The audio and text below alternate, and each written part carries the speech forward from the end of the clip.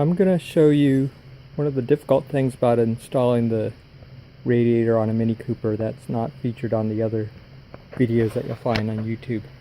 So the tricky part is they never really show how the condenser gets installed. And in reality, what you have to do is you have to kind of have everything laying on the floor and put the pieces together while they're sort of flop down on the floor, and then you can lift the whole assembly in place.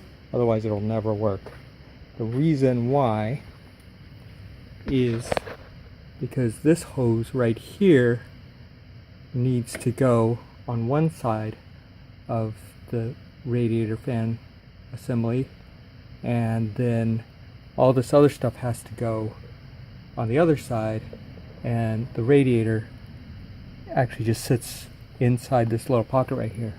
So there's only so much play in the lines, and there's really only one way to do it, which is to lay everything down. I put it on top of a box so that there's something supporting it, it's not just hanging on the lines. And then you have to take this whole assembly and slide it in place, and when things are kind of there, then you can lift it up. So I don't have a tripod, so this is going to be a little tricky to show, but basically I'm going to lay the radiator on top of the condenser and then take this hose and feed it up behind this thing, the air intake,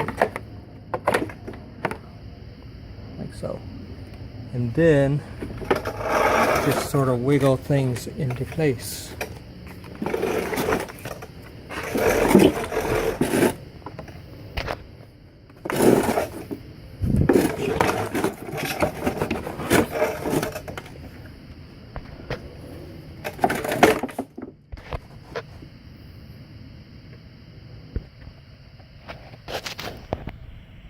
When everything is in place, what you'll see is the hoses, the lines for the air conditioning just kind of nestled right around the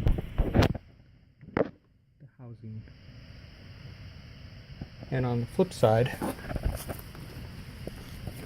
you'll see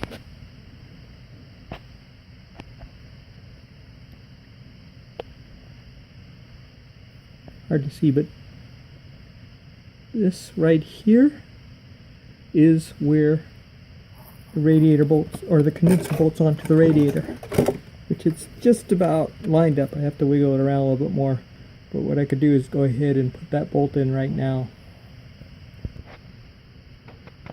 So putting the bolt in, so I'm basically laying on the floor so that I can reach underneath this thing that's just rusty on a box, and then just try to get that thing threaded.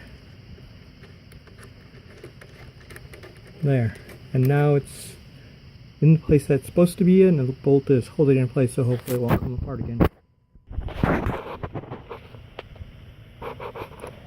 Okay, so I flipped the thing upright, and I had to loosen the driver's side bolt just to give it enough play so that there's room to work on the passenger side end. But basically from here it's pretty straightforward. You need to lift the condenser in place so it drops into that little shoe, which I can't do well holding the camera, and then just put the passenger side bolt in, and you can tighten everything up at that point and not have to worry about it during the rest of the installation of the radiator assembly.